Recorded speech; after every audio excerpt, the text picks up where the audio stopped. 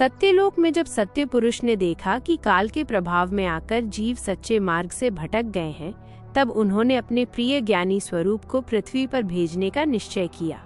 सत्य पुरुष ने आज्ञा दी कि पृथ्वी पर जाकर जीवों को सच्चे ज्ञान का मार्ग बताओ और उन्हें मुक्ति का रास्ता दिखाओ। सत्य पुरुष की आज्ञा को स्वीकार कर ज्ञानी जी ने दंडवत प्रणाम किया और सत्यलोक से पृथ्वी पर आने के लिए प्रस्थान किया। विक्रमी संवत 1455 की ज्येष्ठ पूर्णिमा सोमवार का दिन था। काशी के प्रसिद्ध लहरतारा तालाब के ऊपर घने बादल छाए हुए थे। वर्षा हो रही थी और चारों ओर अंधकार फैला था। उसी समय अचानक आकाश से एक अद्भुत दिव्य प्रकाश उतरा।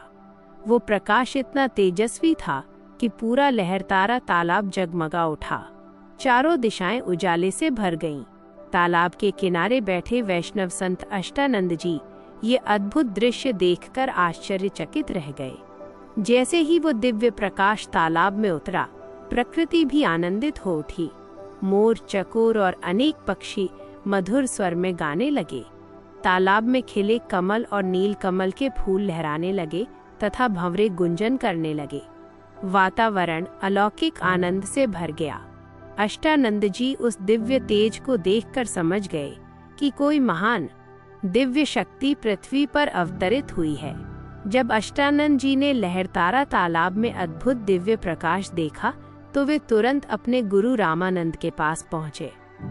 उन्होंने कहा, गुरुदेव, मैंने लहरतारा तालाब में एक ऐसी दिव्य ज्योति देखी है जिसे देखकर मैं आश्चर्य में पड़ गया हूँ। वो प्रकाश आकाश से उतरकर तालाब में ठहर गया और पूरा वातावरण प्रकाशित हो गया। रामानंद स्वामी ने उत्तर दिया, अष्टानंद, जिस प्रकाश को तुमने देखा है उसका रहस्य शीघ्र ही संसार के सामने प्रकट होगा। वह दिव्य प्रकाश धीरे धीरे एक सुंदर बालक के रूप में प्रकट हुआ।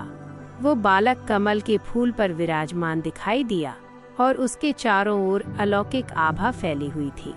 इसी समय काशी में नीरू और नीमा नामक जुलाहा दंपति रहते थे।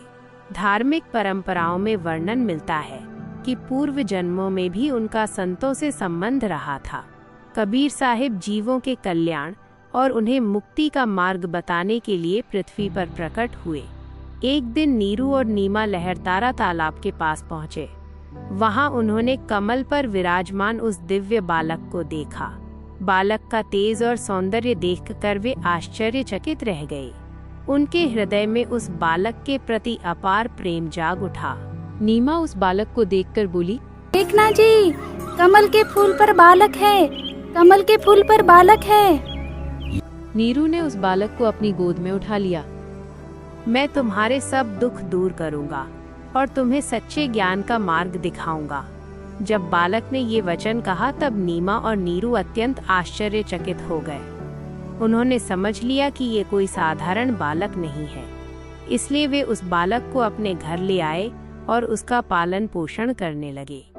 आगे चलकर यही बालक संत कबीर साहिब के रूप में प्रसिद्ध हुए, जिन्होंने भक्ति, सत्य और मानवता का संदेश दिया।